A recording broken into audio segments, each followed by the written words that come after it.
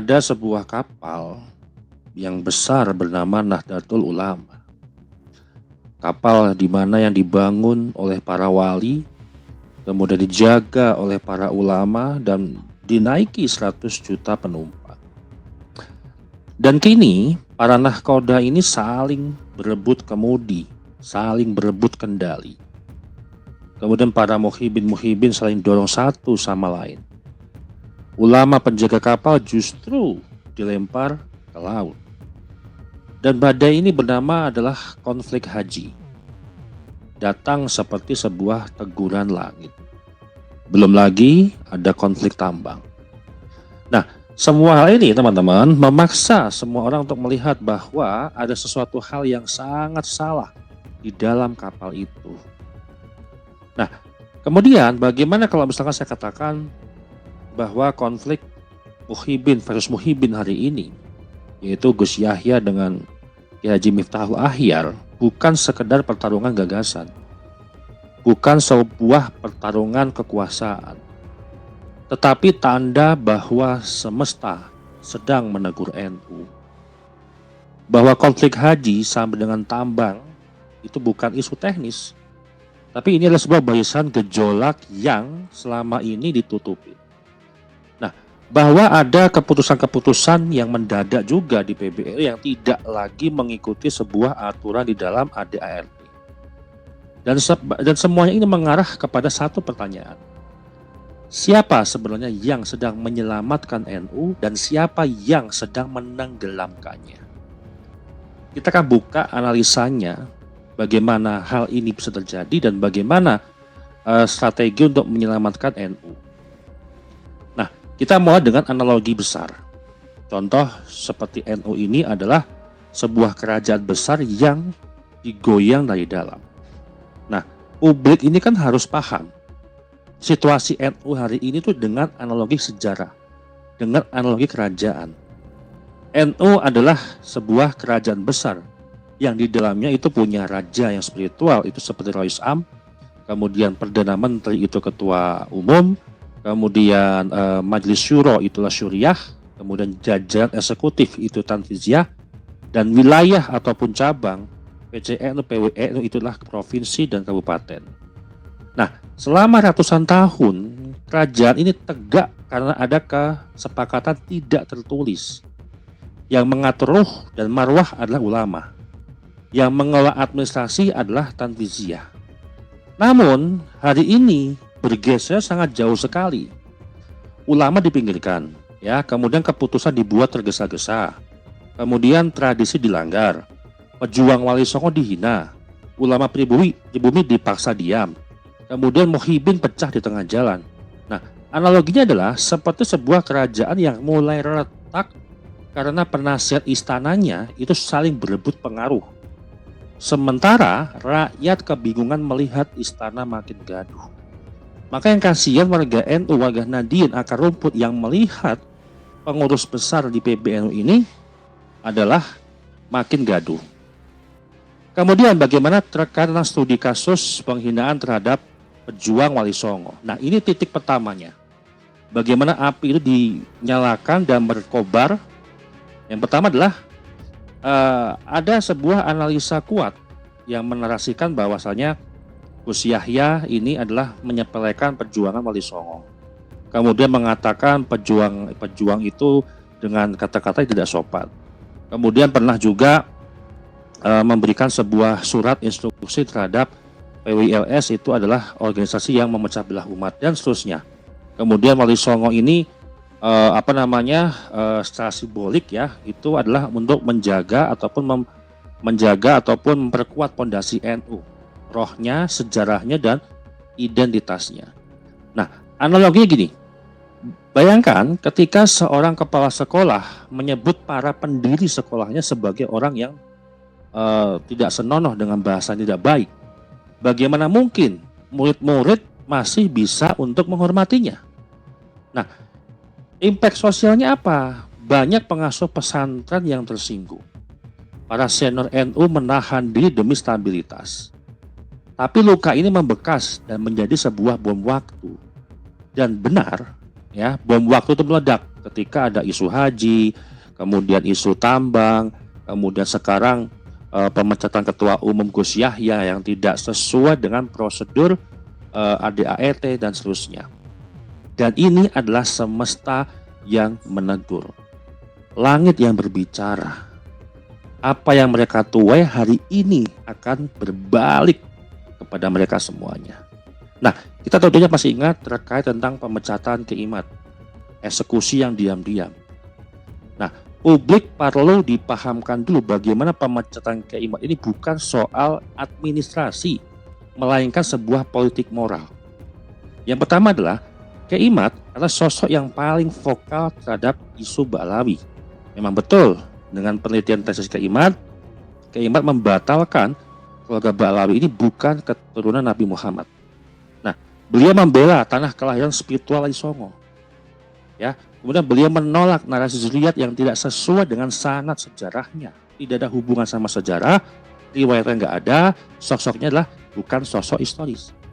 Dan beliau juga menjadi sebuah simbol untuk ulama pribumi yang melawan hegemoni narasi Ba'alawi yang turun-temurun. Nah, maka ketika Kiai Imad dipecat, publik melihat itu sebagai sebuah pembungkaman. Ulama lokal merasa terancam. Aroma moral NU bergeser dari kebenaran kepada siapa yang paling kuat. Nah, analoginya mudah.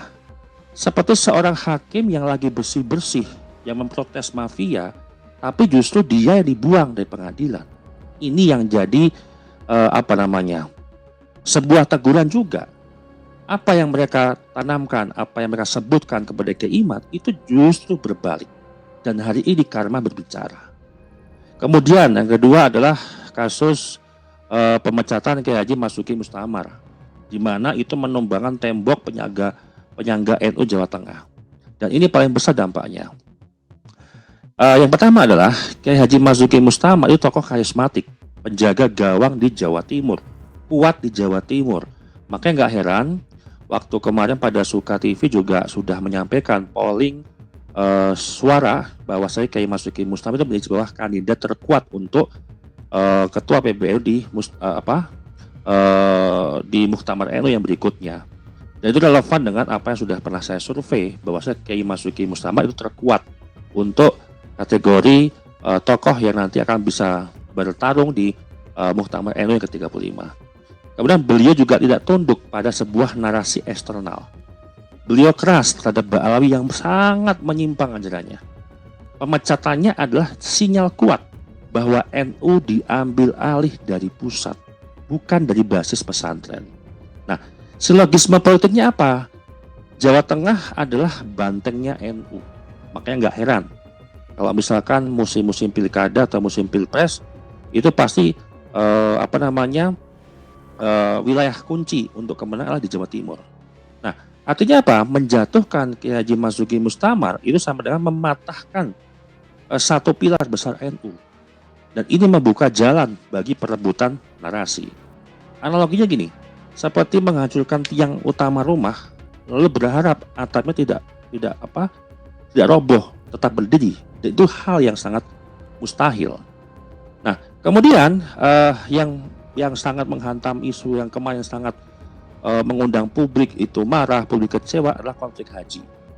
Dan inilah teguran langit yang membuka semua lidik, yang membuka seluruh permasalahan yang tertutupi selama sekian lamanya. Nah, yang publik tanyakan adalah kenapa kok konflik haji ini muncul di saat krisis moral NU terjadi. Nah, ada sosok Gus Yakut ya. Beliau diduga dekat dengan ketua umum Gus Yahya karena kakak adik gitu ya. Kemudian dana besar itu yang menjadi sebuah pertanyaan publik itu mengalir kemana? Ya. Kemudian apakah KPK juga sudah mengumumkan tersangkanya? Kenapa sampai hari ini belum diumumkan tersangkanya? Pasti ada sesuatu hal di balik itu semua. Dan itu juga ada hubungan juga dengan keputusan Rois Am dalam 3 hari. Dan ini sangat tidak wajar. Konflik haji, kemudian ada sosok Gus Yakut, di mana beliau adalah saudara daripada Gus Yahya, ketua umum. kemudian ada pertanyaan publik yang paling mendasar, dana besar itu kemana alirannya, ya kan? Kemudian yang kelima adalah keputusan Roy Saham dalam 3 hari ini yang sangat tidak wajar. Kalau kita gabungkan, itu akan menjadi sebuah satu kesatuan yang itu menjadi sebuah pertanyaan publik selama ini. Dan itu juga pasti ada maksud di balik hal itu, ya. Dugaan-dugaan itu kan pasti ada hal yang lebih besar. Permasalahan tidak hanya sekedar pemecatan yang dibilang instruksi mendadak, ya kan, kemudian memang juga menyalahi adat NU, ya kan, surat teguran keras hanya 3 hari, ya, dan ini terkesan panik, ya. Waktu mepet menunjukkan tekanan besar. Kenapa harus 3 hari? Kenapa nggak 1 bulan, 1 minggu, 2 minggu, 3 minggu? Dan pasti kita bisa beranalisa, oh ini kenapa ada surat keras, ya, kemudian terkesan itu panik, kemudian waktunya mepet, 3 hari, ya, dan ini menunjukkan sesuatu hal tekanan yang sangat besar. Contoh seperti gini, gampangannya analoginya ya, ada seperti seseorang yang tiba-tiba memecat manajer toko dalam 3 menit karena CCTV kebongkaran atau kebohongan itu hampir terbongkar. Ya, logika kan gitu. Ketika ada CCTV itu merekam suatu kejadian, sebelum CCTV kebongkar, maka dipecat dulu manajer toko selama 3 menit. Dan ini ada apa? Kenapa seperti ini? Ini yang menjadi sebuah pertanyaan besar publik. Nah, yang menarik, masyarakat menduga keputusan ini bukan murni moral. Ya, ada sebuah dimensi politik, ada sebuah manuver untuk menyelamatkan seseorang, ada sebuah permainan panggilan isu dan seterusnya. Banyak dugaan-dugaan di situ yang membuat publik bertanya-tanya. Disinilah frase teguran langit yang relevan. NU sedang dihadapkan pada cermin besar. Siapa yang benar-benar menjaga marwah ulama dan siapa yang mengeksploitasi NU. Nah, kemudian bagaimana keterkaitan Muhyiddin versus Muhyiddin? Kiai Haji Miftahul Ahya dan Gus Yahya ini kan sama-sama yang mencintai ataupun mencintai keturunan Nabi, ya, dari Ba'alawi, ya, di mana yang memang tidak tersambung kepada Nabi Muhammad SAW. Dan inilah perang saudara yang tidak bisa dihindari, ya, sahabat karib, ya, akrab, namun hari ini saling bertentangan. Nah, ada narasi bahwasanya Muhyiddin itu pecah, sesama Muhyiddin versus Muhyiddin itu pecah. Kemudian sebagian yang pro Ba'alawi, sebagian pro yang Wali Songo, sebagian pro ulama pribumi, dan sebagian pro elit PBNU. Sesuai dengan yang kemarin saya survei, bahwasanya di dalam polemik nasab ini ada 8-10% yang di dunia nyata mendukung secara sosial, secara moral, mendukung Ba'alawi, namun di sosial media justru mereka menafikan nasabnya Ba'alawi dan mendukung keabsahan tesisnya Kiai Imad. Nah, analogi publiknya begini. Ibaratkan 2 kelompok yang sama-sama mengaku pecinta Nabi, tapi satu kelompok membela kejujuran sejarah, sementara kelompok lain membela romantisme tanpa sebuah data yang bisa diverifikasi. Dan disinilah NU terbelah. Di mana pecinta Ba'alawi, pecinta ulama lokal, pecinta ketua umum, pecinta Rois Am, dan pecinta transparansi. Nah, kesimpulannya adalah konflik haji hanya sebuah pemantik. Akar konflik ini adalah perebutan moral, narasi, dan pengaruh dalam NU. Makanya NU harus diselamatkan, ya kan, daripada sebuah konflik antara isu tambang ataupun isu kuota haji. Nah, analisis besarnya NU sedang dibawa untuk menyeberang dari tradisi ke otoritarisme, ya. Jadi, analisa struktur kekuasaannya adalah sentralisasi kekuasaan ketua umum, ya. Syuriah tidak lagi menjadi sebuah pengendali moral. Tanfiziyah mengoverpowerkan struktur ulama, kemudian ulama pengkritik yang dipinggirkan, seperti Kiai Imad, Gus Abbas, kemudian Kiai Haji Masuki Mustamad, dan seterusnya. Karena membela suatu marwah NU yang memperjuangkan perjuangan Wali Songo yang dianggap mereka adalah penghalang, gitu kan? Nah, narasi Ba'alawi lebih diutamakan daripada ulama-ulama pribumi. Nah, analogi publiknya adalah NU yang dulu seperti sebuah kerajaan utama, kerajaan besar, ataupun sebuah kerajaan ulama yang bermusyawarah, ini berubah seperti perusahaan yang bahasanya ngebosi lah, yang tidak suka dikritik, tidak mau diperiksa, dan mudah memecat karyawan atau memecat pengurus-pengurusnya yang jujur, atau membungkam ulama-ulama yang ingin membuka sebuah kebenaran. Nah, ini yang harus kita selamatkan. NU berada di sebuah persimpangan jalan, harus kembali ke jalan Wali Songo. Karena NU itu dibesarkan dan dididikan oleh ulama-ulama yang berbasis pesantren.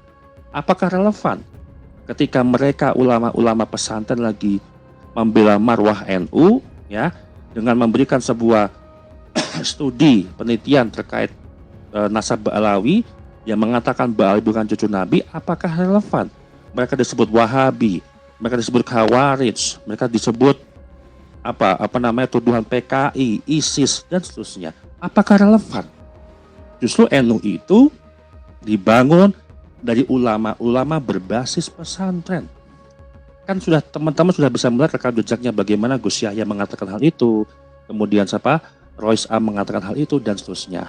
Nah, hari ini konteksnya adalah lain. Kalau kemarin itu adalah memang kita membahas terkait struktur ADART apakah sah atau tidak pemecatan terhadap Gus Yahya. Ya, kalau konteks hukum ya salah. Cuma kita bisa konteksnya bukan hanya itu. Ada konteks yang lebih besar daripada konteks hanya sebuah undang-undang ataupun standar atau yang ada dalam ADART. Apakah itu pengaruhnya besar daripada ulama-ulama yang dihina oleh mereka-mereka ini? Nah, kita tidak sedang membahas sekedar politik ataupun konflik, ya. Kita bicara inilah masa depan NU. NU itu yang utama harus diselamatkan. Kita bicara martabat Wali Songo. Kita bicara 100 juta warga NU yang kecewa dengan keputusan-keputusan yang tidak berpihak kepada akar rumput atau kepada Nahdliyin. Dan hari ini semesta itu menegur semuanya. Dan ini istilah yang menggambarkan sebuah keputusan yang janggal, perpecahan internal, random chaos, dan konflik yang justru membuka borok lama. Dan isu tambang yang paling utama tidak sesederhana yang Anda terlihat semua. Ada aliran kepentingan yang bisa menjelaskan mengapa NU kini rentan untuk digoyang. Dan itu kita akan bahas di episode selanjutnya. Tambang, elit, dan arah baru Nahdlatul Ulama. Kita akhiri satu pesan yang malam hari ini, NU harus kembali ke jalan Wali Songo sebelum semuanya terlambat. Sekian dari saya. Terima kasih.